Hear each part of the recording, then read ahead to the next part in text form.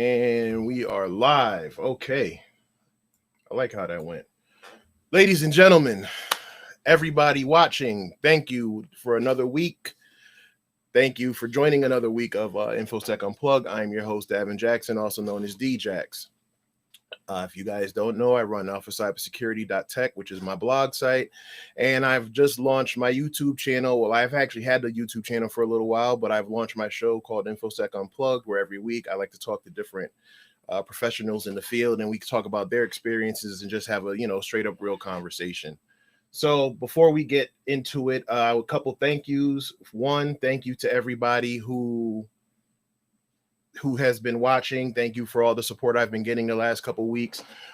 Shout out to Joyous Instagrams on Instagram, who actually hooked me up with this nice iCyber shirt with the little bald head guy with the beard. So thank you to those people over there. And before we get into it, I want to thank my guest, because I know she's absolutely busy, but I'm actually excited and somewhat nervous to have my guest here today. She is a great network professional. She runs CCIE by 30. She also runs the same Twitter username, Twitter profile. So without further ado, I'm going to bring her in and let her talk about herself. So Deirra J. Footman, welcome to the show. Hi, everyone. All right. So like I said, thank you for being on the show. Thank you for joining. I'm excited to have you. I know you are absolutely busy. I mean, just in getting everything set up with this week, I started looking up stuff online, and I saw different, the different Instagram pages or different pages you got going on, website, blog site, CCIE by 30. You also run a Facebook group. So yeah, I don't want to keep, going on too much. I'm going to let you speak for yourself. So just let the people know who you are. Yep. So I'm Deirra. I'm a network engineer for a digital marketing company here in the DMV. I have 10 years of experience in the networking industry. I started out tier 1 technician type work, basically all the work the senior engineers didn't want to do.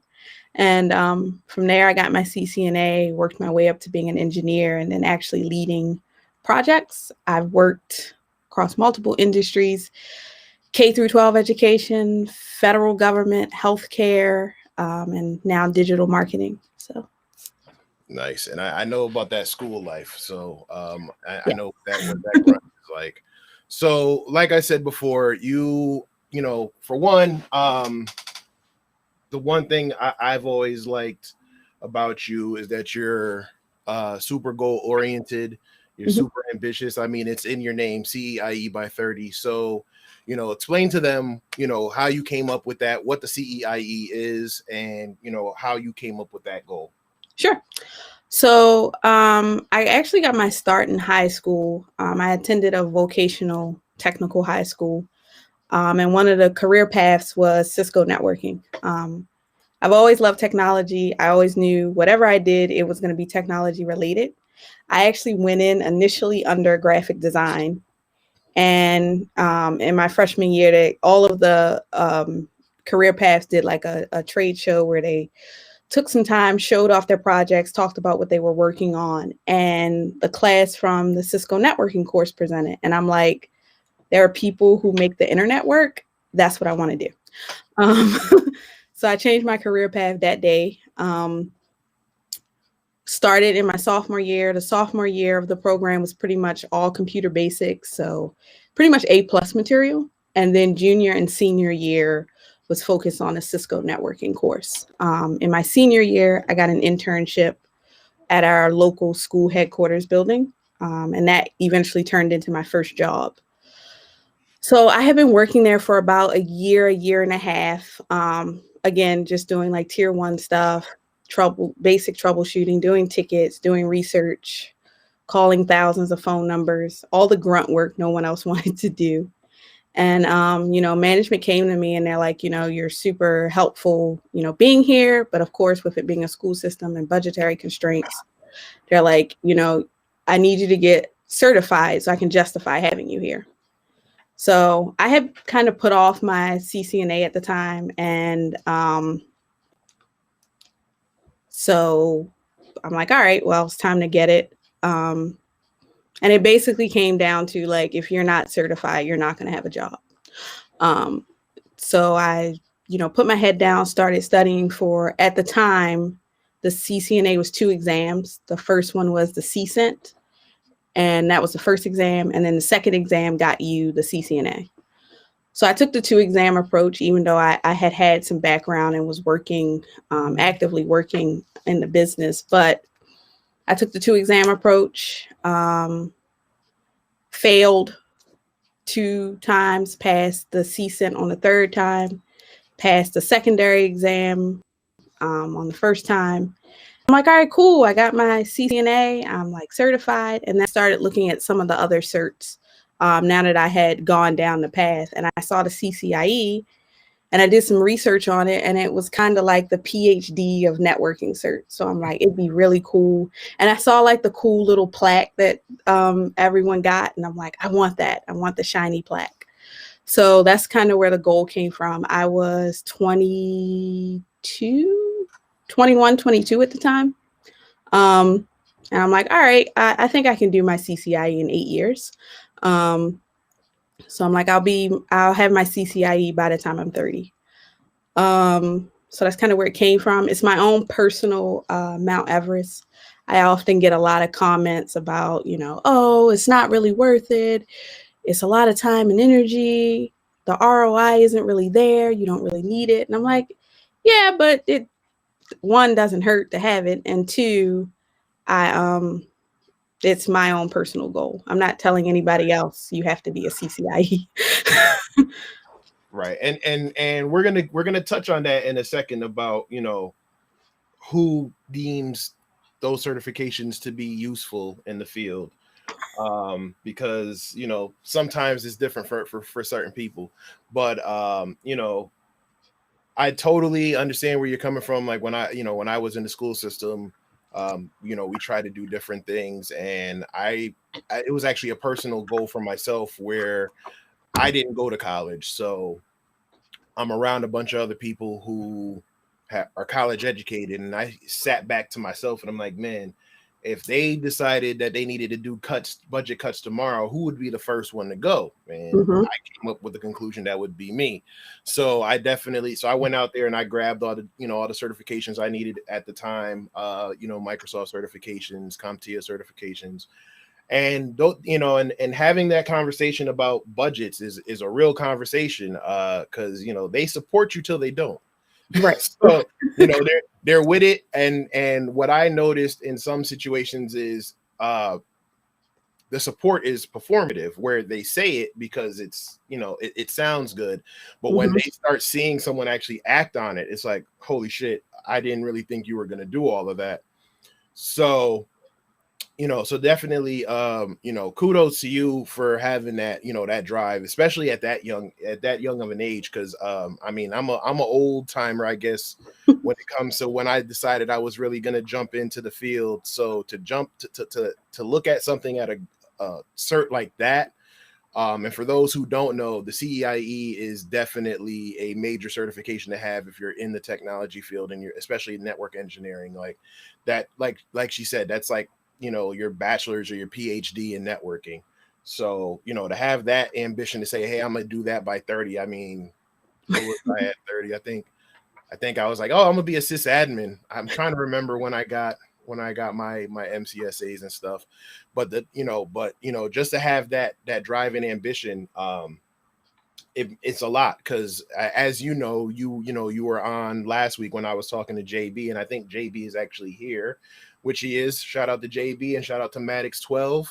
To everybody who is watching, please leave your comments in the chat. We will get to them, during the Q&A session. If you have any questions, if you want to actually join up real quick and be seen on camera, I'm gonna put the link in the chat so you can actually come in, say your piece, give your shout outs or whatever, and we can move forward from there. But man, I lost my train of thought. But yeah, to have that type of drive and ambition, like we were talking about last week, it's a lonely thing. It's a lonely place to be sometimes, right? Because you have some people who may not be in the tech field. You have some people who are in the tech field, but maybe in a different part of the tech field. So they don't have the same, the same vision that you do. And, truth be told, people of color, we're not usually drawn to technology like that for whatever reason. So the circle's even smaller. Like I remember when I told everybody I was going to go into tech, and it was just kind of like, what? UPS is hiring, something like that. So, how do you, like I talked, like we spoke with JB last week, with your goals and ambitions, how do you navigate through that? How do you find the time, and do what you got to do? And how do you drown out some of the, not the negativity, but some of the other influences? Because that was my thing, right? It was, I'm a study. I need to sit down and study. And it's like, man, but, go to the club, or such and such is going to be here tonight, or, let's do this, let's do that. How do you put your horse blinders on, just like, what? Nah, I can't do that. You're a young, beautiful lady. You don't want to go out and party, or, have a good time. Sometimes you got to buckle down. So how do you get through that? So when I was younger, it was more of I have to study. I'm not doing anything else.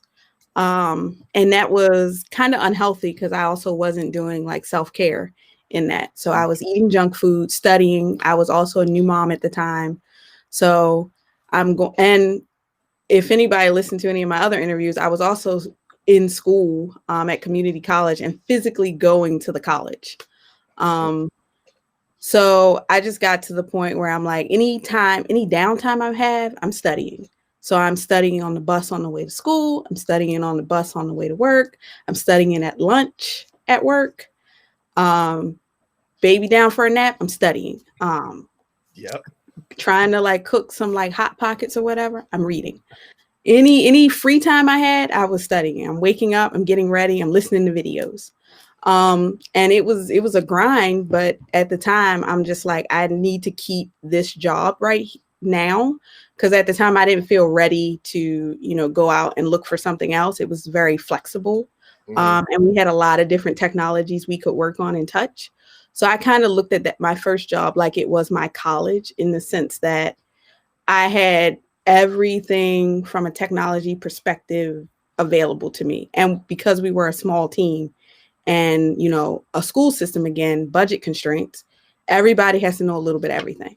Right.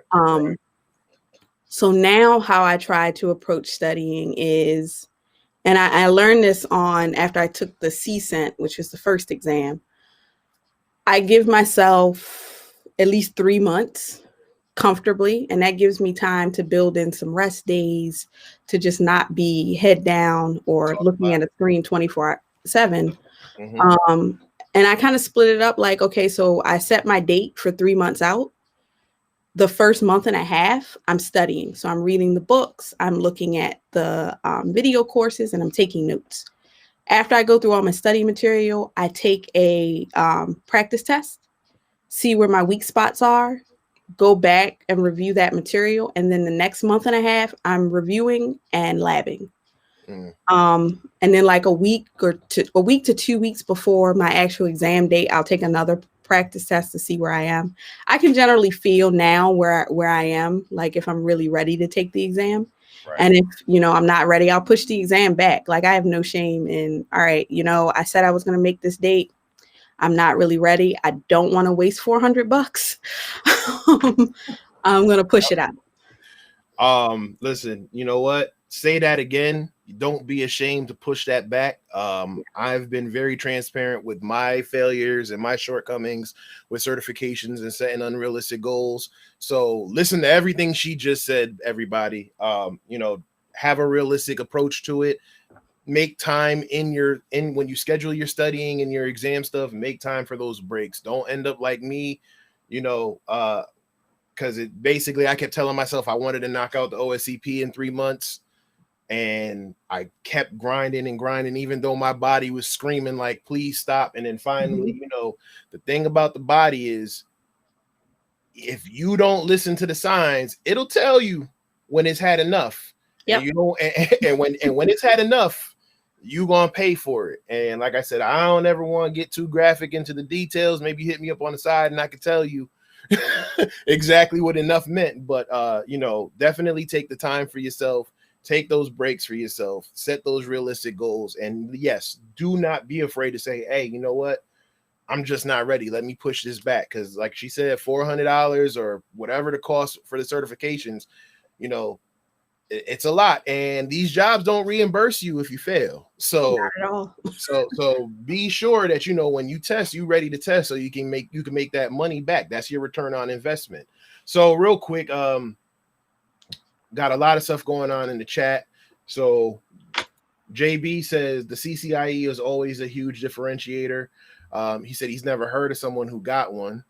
So, you know, again, that's a true statement. You know, it's a very small group of people who get it. And rightfully so. You know, you have to earn that certification.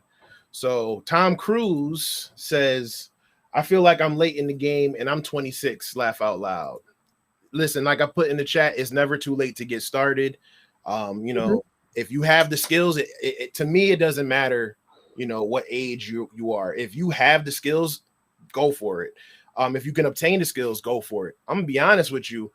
As I get older, you know, with, you know, juggling a job and my side business and my wife and my kids and my other obligations, this show, my blog, I actually have respect for people who are a little bit older and can still sit down and say, hey, I knocked out the time to study because because, you know, time is not infinite. You know, everybody has 24 hours in a day, so you have to make it work. And that brings me to my next question. Where do you find time? I mean, I know you talked about, you know, cooking, you know, reading while cooking and stuff, but where do you find time and what do you do in your free time? Because like you said, taking a break is definitely major. You know, burnout is real, as we all know. So sometimes it's crucial to step away from the keyboard and the screen and just, you know, have that mental peace. Yep. So I usually find time after dinner, after I've done whatever I need to do for my son, and he's off. He's 8 now, so it's a lot easier. He doesn't need me as much, but you know, he's off entertaining himself after dinner. You know, we've done homework. He's chilling in his corner. Then I'll start, you know, doing some reading. I try to read during the week and then on the weekends do the video courses just because I have a little bit more time on the weekends. I also do some studying at work. I just make it a point to block off my calendar, you know, from 2 to 4. Don't schedule me for anything unless there's a fire. I'm not going to answer you. I'm busy. And, you know, I'll do. So I used to actually like do reading during my lunch period. Now I'll like review notes. It's definitely gotten a lot better flexibility wise, not being in the office anymore. Because during those downtimes, you know, I think a lot of people shy away from studying in the office because, you know, your bosses are there, your coworkers are there. You don't, you know, you want to appear like you're working, especially if you're in a job that's not tech related. That can be a bit difficult. Yeah. If you are in a tech job, you know, I would hope, you know, and this isn't always the case, but ideally management would understand, like, you know, you studying is a part of your job. Yeah. It just is. So I try to do, you know, be a little bit more strategic with my time and then use some of my time at work. My biggest struggle now at this point in my career has been balancing what I need to learn for work versus my personal goals. Talk about it. Yeah. So, you know, I've been studying for my CCNP pretty much all this year, but it got pushed back because I had to stop it. We're doing a project with ACI, so I'm learning ACI. We lost an engineer on our team, so I had to study to fill in my knowledge gaps for the work that he was responsible for. We're also going to the cloud, so being able to, you know, understand what I need to do as far as my role as a network engineer there to support that project. So that has been my challenge, and I don't really have a good workaround for it yet, other than, one of my colleagues told me, you just have to shut it off. Like, study up until, if you're doing something for work, at 5 o'clock, all right, I got to work on my personal stuff. But I haven't exactly mastered that yet. Right. If I'm working on a problem, it'll just keep like, I gotta research this. So. No, that's facts. I mean, I'm in the same boat. I started off this year and said I had so many things I was going to do, and between work and the obligations I have for work, the obligations I have for myself, it sometimes gets frustrating because it's like I want to work on API hacking, or I want to work on this certification that I'm working on, or I have another endeavor, and it's kind of like, yeah, but we need you over here. So it definitely gets frustrating, but hey, you got to do what you got to do, especially when you're not super successful or have your own business. You gotta do the grind. So my mom always tells me, do what you could do until you can do better. So that's my little piece of advice there is, just to do what you can as best as you can until you're in a position where you can do more.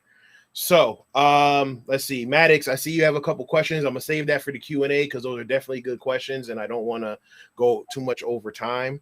But recently you started a Facebook group, which I'm a member of, and it's definitely been very helpful. It helps me get a lot of my content out, and you allow us to share content and just share our knowledge. So first of all, thank you for that, because there's a lot of people in these Facebook groups that have groups and they're like, oh, you can't promote things on this day, or you can only do a video on Sundays, or whatever, or they just don't put it up, or you have to deal with the assholes in the comments. What I like about your group is they're all super supportive. There's no negativity. It's just all about sharing knowledge. So what was your motivation with coming up with that group? Because I've been back and forth on whether or not I want to do a group or a Discord or something like that. I might do a Discord that's like members only. I don't know. But what was your motivation in that? I can ask you this now since I don't have to ask you on the side. So. So pretty much, again, with, quarantine and everything that was going on, there were a few people on the timeline who were hustling and getting certs. A lot of companies either discounted or offered their training and certifications for free. So it kind of started out as, I was, retweeting everybody who was either sharing information about free certs, or they had just accomplished a cert and, needed help on how, like, okay, I'm transitioning into tech. How do I now apply this new knowledge? So it kind of started out as a hashtag, like secure the tech bag on Twitter. And I'm like, it'd be cool, everybody has all these questions. Let's just, have a group and we all like learn from each other. It was actually my second attempt at a Facebook group. My first one the participation died off. And I ended up closing it. So it's really cool that, people are still participating. It does get a little quiet at times, but I think that's just the nature of Facebook. Yeah. Well, that, and again, if everybody's out there trying to secure their bag, so, it will get quiet from time to time. But like I said, it's one of the best groups I've been in. So those of you who are looking to get into a Facebook group, to liven it up, it's Secure the Tech Bag on Facebook. So please go check that out. Join the group, add your input, and share your knowledge. Don't be an asshole, and we can keep pushing. So you participated in the ShareTheMicInCyber event, right? So which is we about to get real interesting. So first of all, shout out to Camille, shout out to Lauren, shout out to everybody who participated in it. I love the event. The second event was just this couple weeks ago. Camille, Lauren, if you're listening or watching, hi.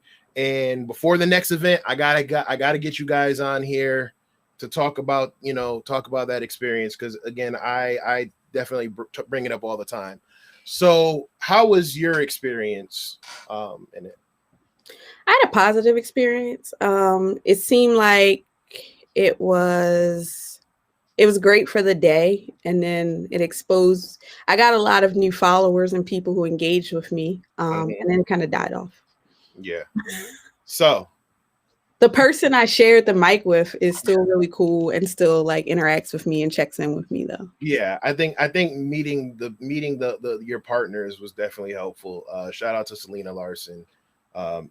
Like I never would have probably come in contact with half of the people, but I do agree that and it's no knock on the organizers, because they push it, we push it, but Najla Lindsay, and shout out to her, and I'm gonna have her on a future episode. She said during DEF CON, and I keep bringing it up, that come back in a few months and let's see where this goes.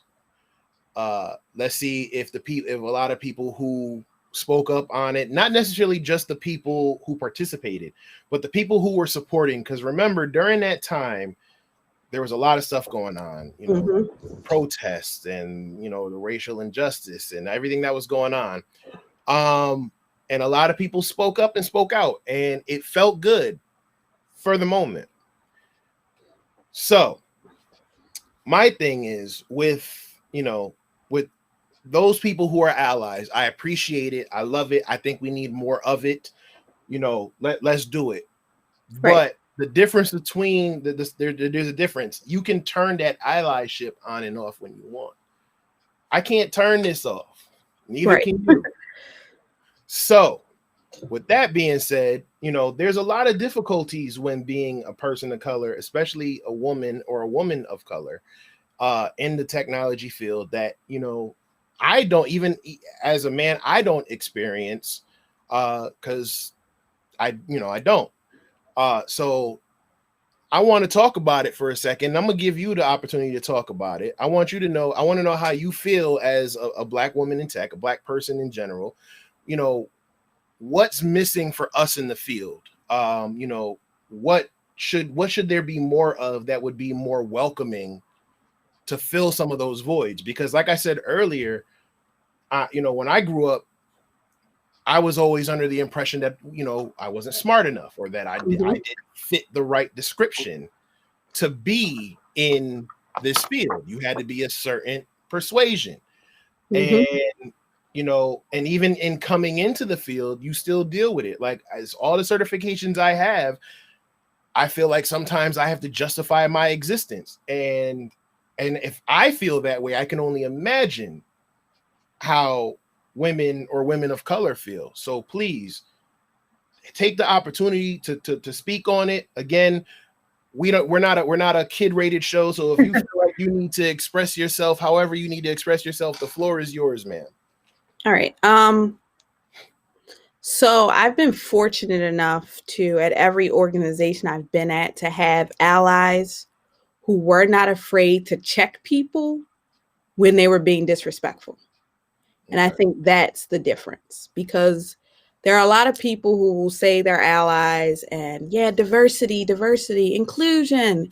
We need more women. We need more Black people. And then, when we get in these spaces and it's not a welcoming environment all the time, you'll have people who will try you. And then in my opinion, as an ally, you need to, not after the fact, not pull someone to the side, right then and there, say, oh, excuse me, I believe Deirra was speaking. Or excuse me, that is the point Deirra made. Perhaps we should let her elaborate on it. So I've been fortunate enough to have people who step in when those disrespectful things happen and address it right then and there and let it be known, at the very least, not in my presence, this is acceptable. So I think as we're doing all these pipelines and, programs to get more people of color and women into tech, these companies need to understand diversity and inclusion doesn't end at hiring. You need to make sure that the environment and the company culture is welcoming for them. Absolutely. How you do that, in my opinion, you call it out directly. You just have to. And you address it when people try their shit. Like, you can't cut people off in a meeting. You can't, repeat someone else's idea and then, get all the credit. Like, it has to be cut off right when it's happening. And as far as, young girls and boys coming up, I was fortunate enough, and at the Baltimore City School District, we have a career and technology education program in our high schools. And I think that's great. And I've been a huge advocate for it because it's definitely, helped me be successful. But I think they need to push it further than that. I think they need to, bring this up to children in elementary school. To let them know it's an option and know you don't have to be good at science and math, because the number one thing I hear is like, oh, wow, I really want that tech money, but I'm not good at math. I'm not good at science. I'm not a coder. And I'm like, there's more to tech than just that. And I think we really saw a great push of that with quarantine, specifically with, I don't know if you follow Asia, Princess XAP. I think that's her Twitter. Yeah. She brought up all of IT service management. And that you don't have to be on the engineering side or on the break fix side of things. You can help manage the policies. You can help, guide how people are doing the work. Another big portion of that is project management. IT project management is a very special discipline. Yes. And it's a huge field. So whenever it comes to me and someone brings up tech, I'm like, it's not just coding and it's not just cybersecurity, because I think that's, people hear tech and those are the two things they go to first. And I try to, well, hey, have you looked at this? Do you, you enjoy project management? Do you enjoy, and so I think we need to start pushing that, these careers and these options at elementary school level. And then provide programs to help support the kids who are actually interested in this all the way through to see it through. Yeah. I'm a big advocate of telling little boys and girls of color, like, listen, there's more to it than, the traditional going into sports or trying to be some type of celebrity or athlete or something like that. Or being a rapper or whatever. Like, there's definitely more to it. So I'm with you 100%. Now, and I think you touched on it a little bit. So we talked about what other folk can do for us in the field to fill that void. Now, what can we do to fill that void? Leave nothing on the table. And this is a lesson that I've learned. This is a lesson I've learned. So I kind of took some time off between my CCNA to the point that it actually expired and I had to recertify for it. But get the certs. Do not listen to the people who say, oh, certs don't mean anything. It's a dying field. It's just to push vendor participation. Like, yeah, that might be true, but when the vendor controls the market, what are your options there? Get your certs. I know, college isn't for everyone, but I definitely think you should get some type of degree. I know for me, I didn't want to go to college at first, but I'm like, I know I need just understanding how the work market works. I knew I needed a degree.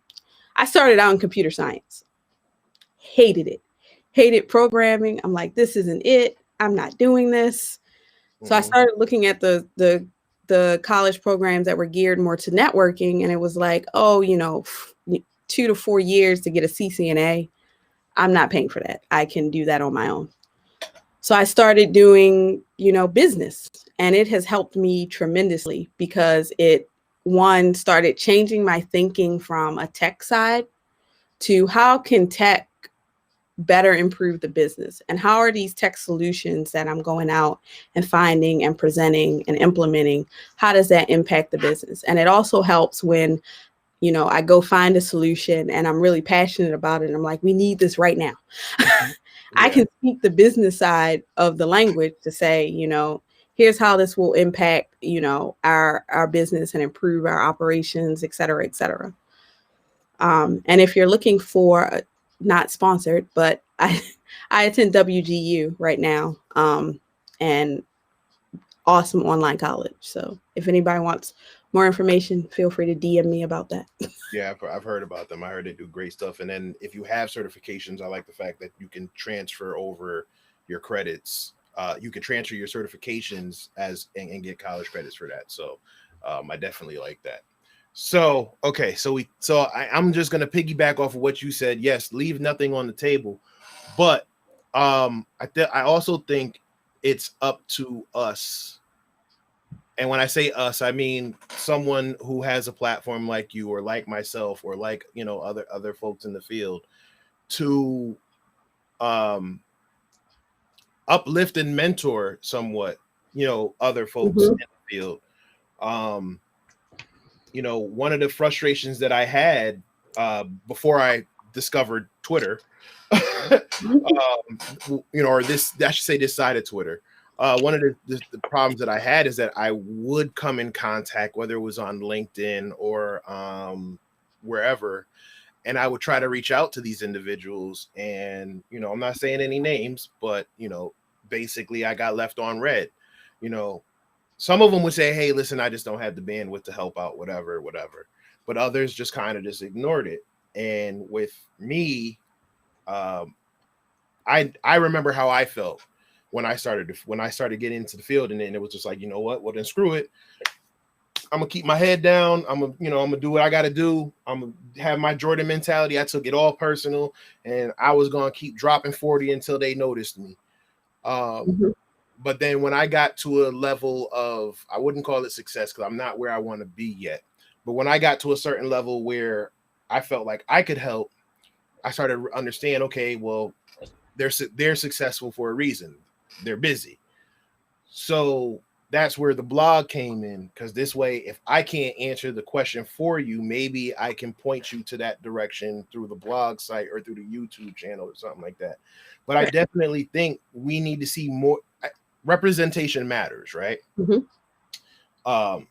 So I think, you know, we need to make ourselves more available, which is really difficult for a lot of us because, you know, we come up trying to keep your head down, stay low, don't be too noticeable, don't draw too much attention to yourself.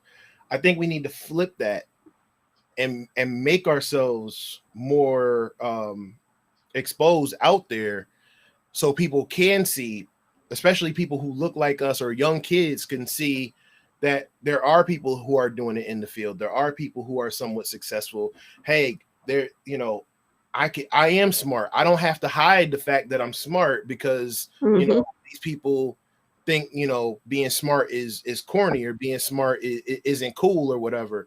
You know, it's okay to be a nerd. Like I said the other day, I didn't embrace my damn inner nerd until I was an adult, and I've been better off for it. Yeah. You know, like my wife would say, you know, say certain things and crack jokes all the time. But it wasn't until I was like, nah, you know what? Damn it. Nah, I enjoy video games. I look at comic books. I watch anime. I read mangas. I like computers and I do all this stuff. And it was, you know, it's almost like living in your truth. Right. And I think doing that and showing that to the world or showing that to our communities is definitely important. Speaking of my wife, I have a habit where I plug it. So if you're in the Georgia area, One Dream Cakes and Treats. If you're in the Georgia area looking for a custom dessert or a cake, please hit her up. You follow One Dream Cakes and Treats on Twitter, on Instagram, Facebook. She has a website, OD Cakes and Treats or onedreamcakesandtreats.com. See her work, hit her up, and, you know, tell her I sent you. I don't know if that's going to help, but so, but yeah, like I said, you know, and another thing with, again, going back to, you know, representation. Point to that. I do have another point to that. Oh, go ahead. And we don't talk about this a lot, but I know it happens. Those people of us who love being the only one in the room, do not be that person. Talk about it. We do not talk about that enough. And I have seen it, especially, and I get excited. I'm like, oh, there's another Black woman here. Like, let me go talk to her. Let me go, make a connection with her. And just get the cold shoulder. Like, they don't want to recommend you for anything. I have actually found out that, one person, not saying any names, that I dealt with was actually giving negative reviews about me. So I'm just like, okay.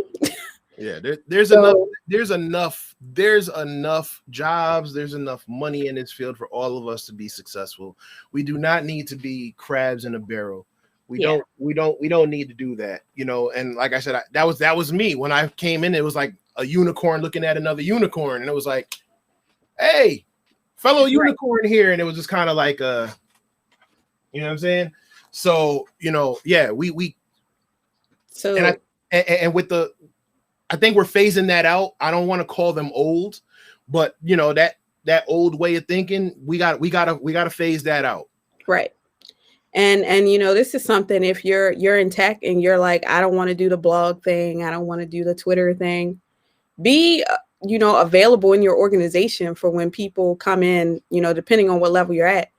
If it's another person of color on the help desk was like, hey, I would really like to know how you did, XYZ, have lunch with them, have a conversation with them. At the very least, you can lead them to the water. You can't make them drink, right? But at the very least, have the conversation and don't try to go out of your way to shut people out of the rooms that someone had to open the door and let you into. Speak on it. Right. Yep.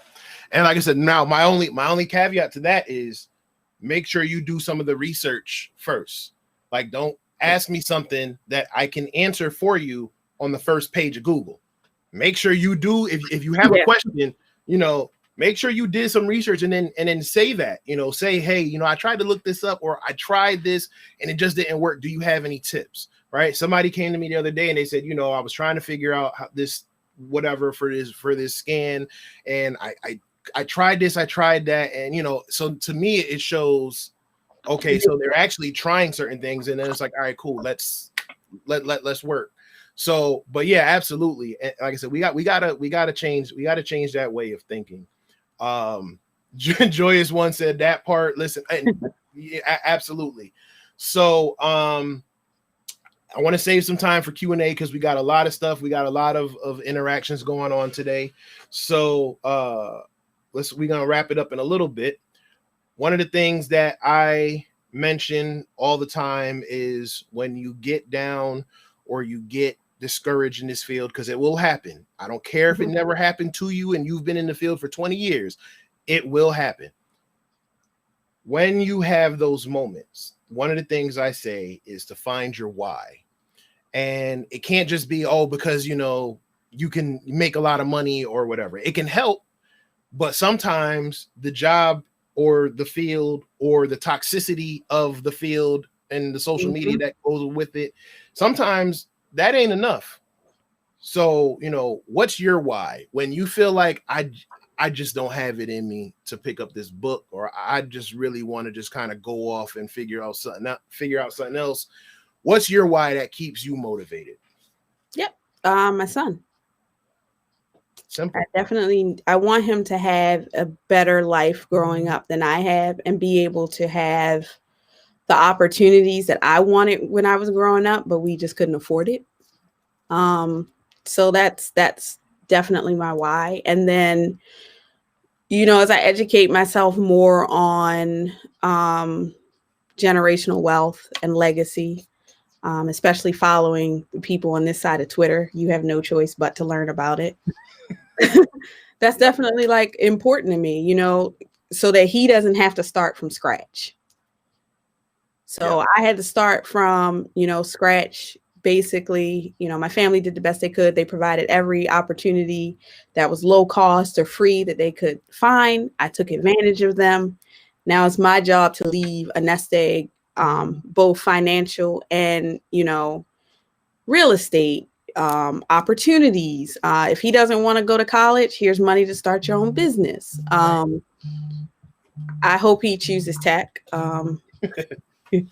But if not, he'll have the resources available to him to have opportunities and to make his own opportunities. Absolutely. That's the same way with me. Like my kids, I'm not going to force them into the tech field, but I'm definitely going to prepare them so that whatever it is they do, if they don't succeed at it or they feel like they need to stop, they have a hell of a fallback plan, whether it's IT or coding or whatever. They're definitely going to understand the baselines of it all. And yeah, you definitely got to leave that for them. So, and like I said, yeah, that's a hell of a why. Like mine is the same thing. My wife and my 2 kids and my family who rely on me. You gotta leave it for them, especially not knowing what's going on in the world today. You never know what tomorrow is going to bring. So you want to make sure that, you leave your legacy or you leave your kids in a better place than what you are in. Right. So, all right. So before we get into the Q&A, where can they find you? If they want to connect with you, if they want to shoot you a DM, they want to connect to your group, put your links out there. Yep. So you can go to CCIEby30.com/links. That has the links to the Facebook group, all of my social medias, my Teespring store. So you can get like a hoodie this winter. Also my consult calls, which to your point about people Googling, that's why I started my consult calls. So that, you're paying for this. So please do some research beforehand. And so far, everyone has. I gotta get back to that. I gotta get back to that. So, yeah, I kind of started it as like, because of course, if you follow Ari, Nerd Nomad Mom, she's always talking about monetizing your audience. Last year, I did like some resume things. I didn't really like that too much. So this year, I kind of started doing consult calls where I'll like review your resume and we can talk through certs and stuff like that. So I'm thinking I'm going to package all of that information I learned and kind of make it like a bundle that can be available for purchase. So I don't have to do calls all the time. But yeah, CCI by 30 across all the socials. My personal Instagram account is Deirra J Footman. I talk a little bit about tech, but also all of my foodie adventures. So, yep. Okay. So, all right. Well, now let's get to the Q&A. I thank everybody for being patient with us. Let's see. Maddox asked, what all do you have in your lab? And well, first he said, how do you sharpen your skills? Then he asked, what do you have in the lab? And then the next thing he said was, is the lab on-prem or cloud? I know those were 3 separate questions, but we could probably knock them all out in the same answer. It's cloud right now. I use a site called Cloud My Lab. It's a monthly subscription, and you can do GNS3 or EVNG, and also Cisco modeling labs. I'm looking to build out my own personal Cisco modeling labs, which will be sometime probably over the holidays. As far as sharpening my skills, staying current on Twitter, and watching what the industry trends are, and then figuring out what I need to learn in depth versus what I just need to know the language of. Yep. Okay. So for me, my stuff is mostly on-prem, but like I said, mine is a pen test rig. So I set up a bunch of virtual machines on my pen test server, set them up to run. After I'm done with them, I can delete them or whatever. I'm going to transition them into the cloud probably sometime in 2021, the beginning of the year. But that's for something else that I'm not ready to announce yet. But yeah, so that's going to be that. So yeah, that's pretty much what I do. How do I sharpen my skills? Twitter, YouTube, books, and again, just following certain trends and seeing what's going on. So, Active Directory, pen testing, InfoSec has a lot of videos that he does from Hack the Box that he focuses on certain skills. He also has the InfoSec Rocks website that shows that if you search for it, it'll bring up a video clip from one of his previous YouTube videos. So, that's pretty much what I do for mine. And take advantage of free conferences and webinars. Oh, yes, absolutely. Especially now during COVID, like everything is free. So let's see. Willie Wright said it's never too late, but he was responding to Tom. He started at 30. Hey, like I said, it's never too late. If you have the skill set, then go for it. Maddox asked again, do we have any tips on managing time? I think you touched on that already, so we don't really need to revisit that. Person-centered cyber. Hey, how's it going? Let's see. Oh, wait, hold on. Tom said he admires your work ethic, and I agree. I definitely agree. So, hold on. Kino Neely said, do you two have like a GitHub that focuses on security by any chance? I don't. Doesn't mean that one's not coming. I just don't have it right now. Do you have a GitHub? I don't. I need to, because automation's coming for networking. Yep. Let's see. So, person-centered cyber says, how does Share the Mic work, and what's the outcome supposed to be? So ShareTheMicInCyber, Camille, and I can't remember her last name, and Lauren, I also can't remember her last name. I'm drawing a blank because of this light in my face. But it was basically started from there was like the Share the Mic event that was supposed to, like a woman empowerment event, and they wanted to do something like that for people of color in the cybersecurity community. So what they do is they link up, professionals with maybe that are just starting in the game or have a smaller following with someone else who has a larger following. They get together and they kind of share a platform to enhance the voice of the person of color in the field. The outcome is it works exactly how it's supposed to work. It boosts it enhances the It boosts your influence. Yeah, the influence and the exposure of individuals. It introduces them to other groups. I'm just my thing on it is, again, I just noticed that not necessarily the people who participated, but the people who are around it sharing the hashtag that were cheering it on in the background. Once it was over, so was all of that. So that's something that I feel like needs to improve. Deirra, do you have anything you want to add to that? Yeah, I agree. I followed the original one that happened on Instagram amongst the Instagram influencers, and it was pretty much the same thing from there. Yeah.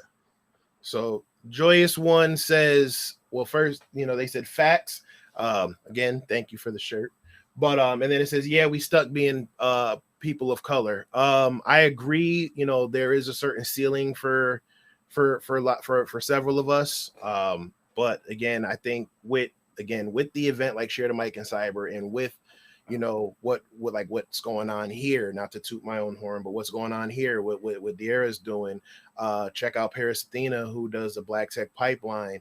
Ari, again, it's not necessarily tech or cybersecurity related, but she definitely can teach you how to market yourself and get yourself out there and figure out other things. Like I said before, if they won't invite you to the table, build your own.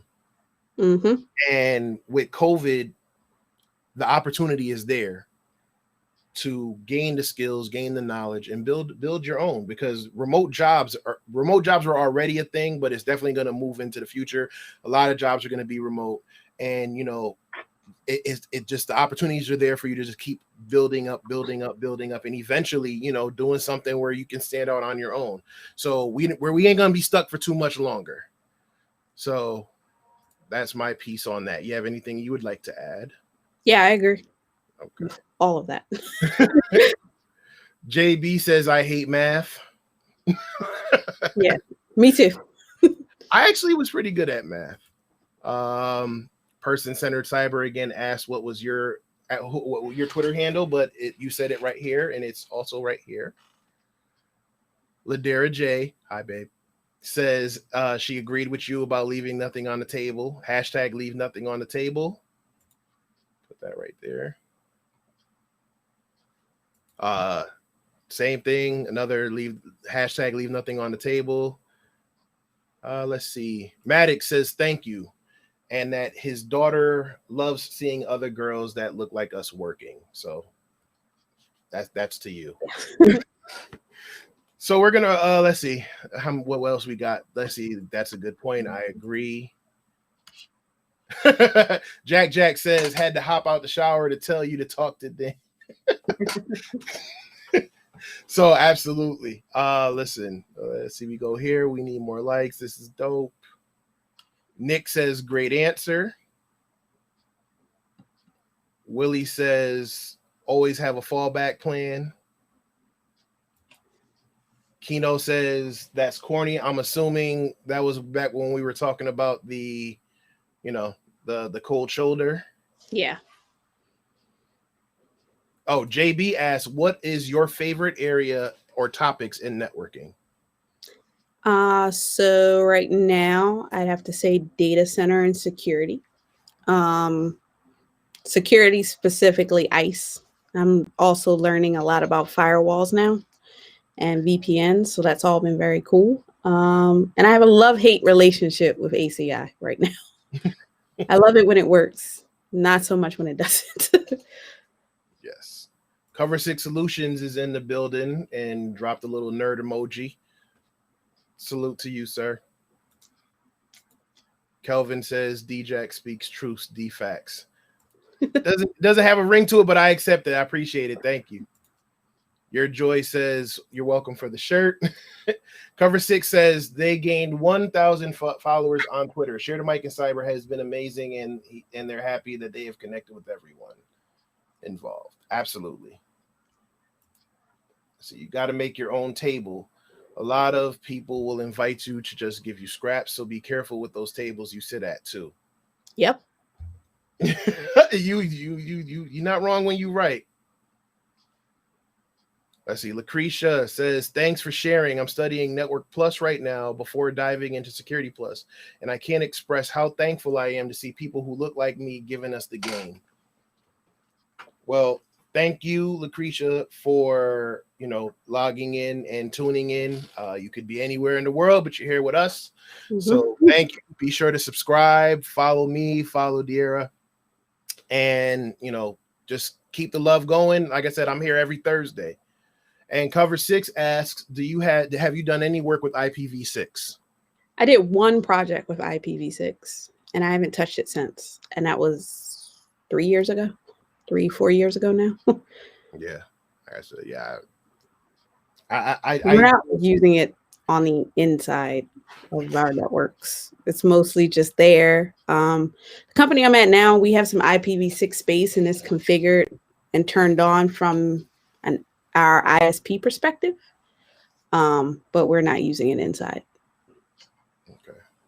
Yeah, like I said, I for pen testing purposes, I'll use it when necessary. Your Joy says, how many mentors do you have, and are you a mentor? So I'll let you answer that first. Just the people I can DM on Twitter.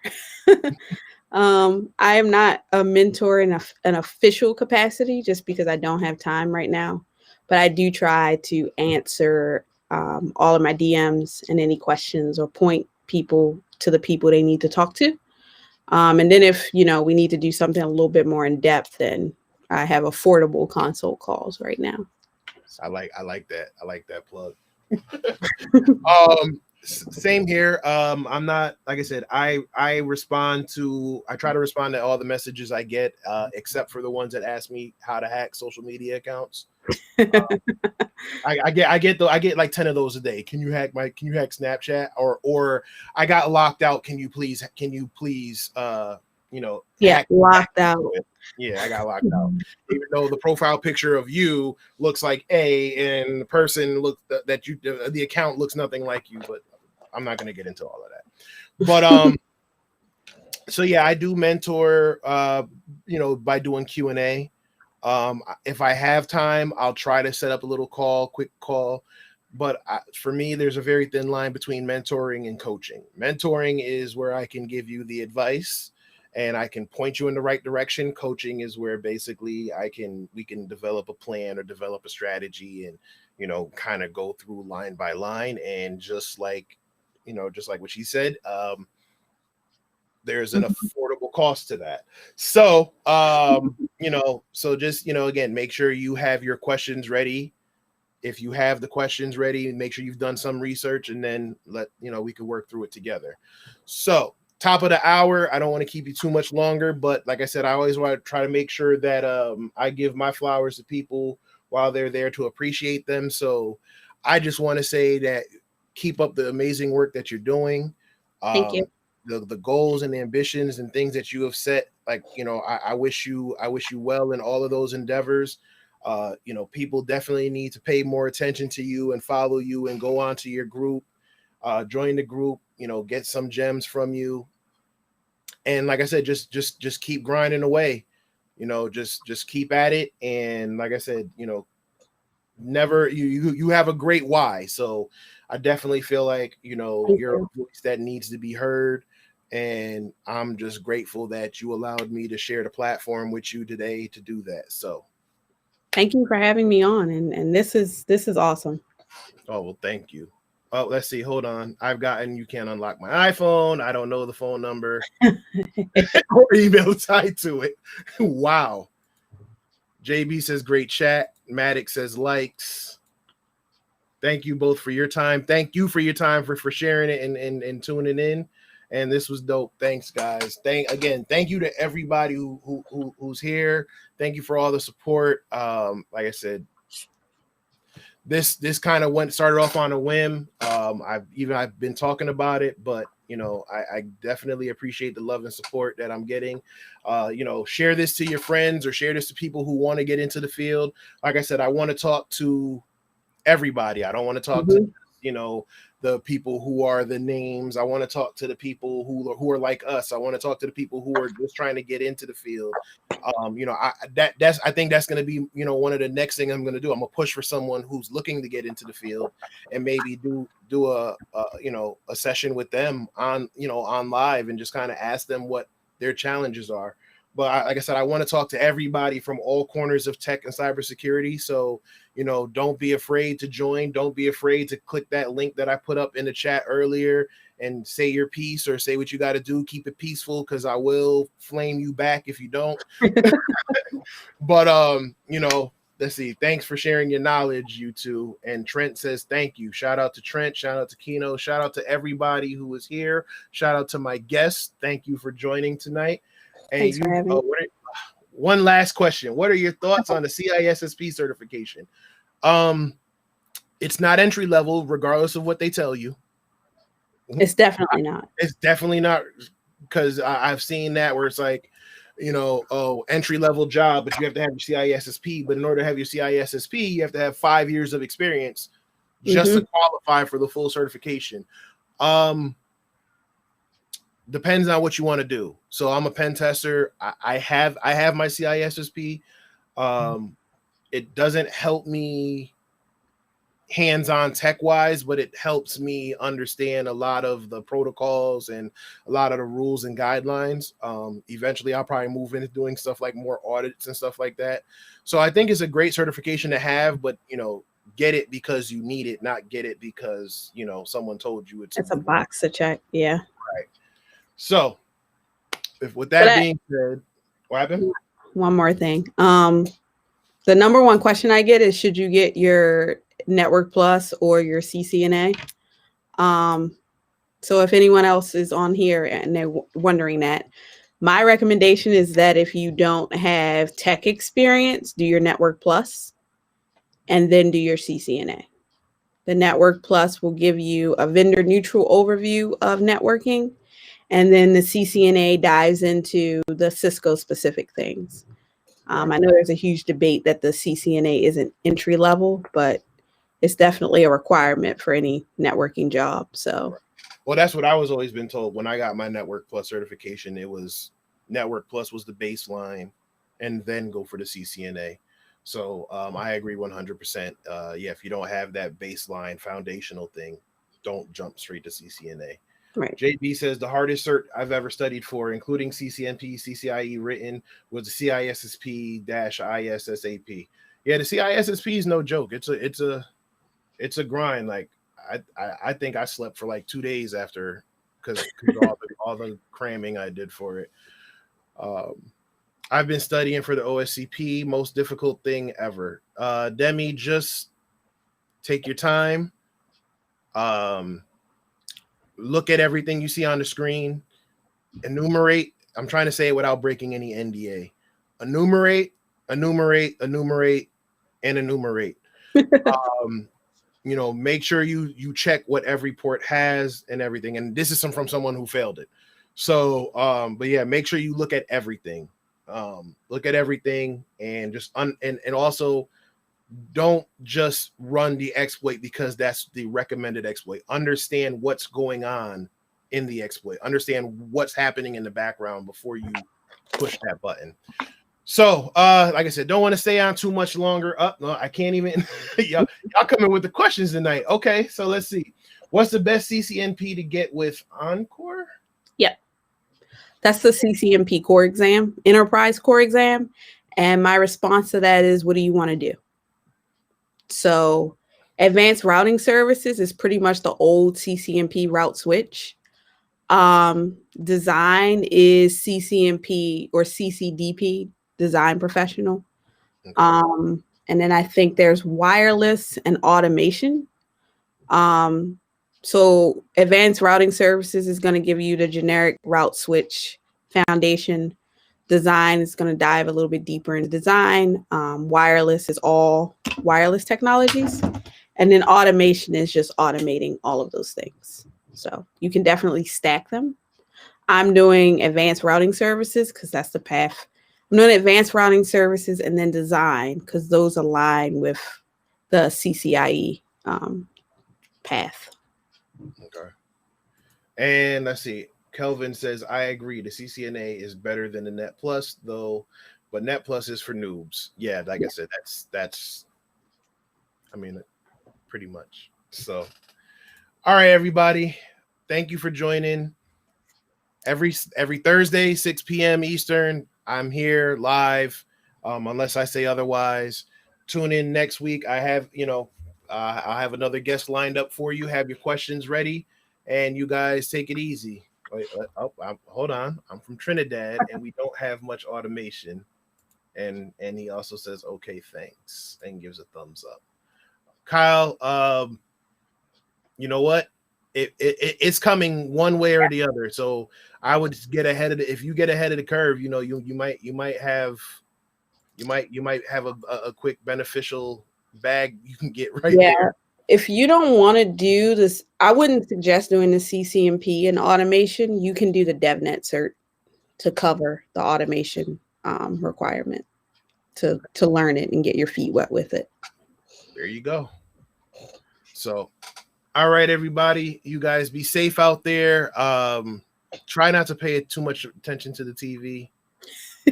I'm not saying, I'm just going to leave it at that. Try not to pay too much attention to the TV. If you go outside, wear a mask, stay safe. And, you guys see you next Wash your hands. Wash your hands, wear a mask. Yes. Don't pay attention to the TV or a lot of social media for that matter. So you guys take it easy.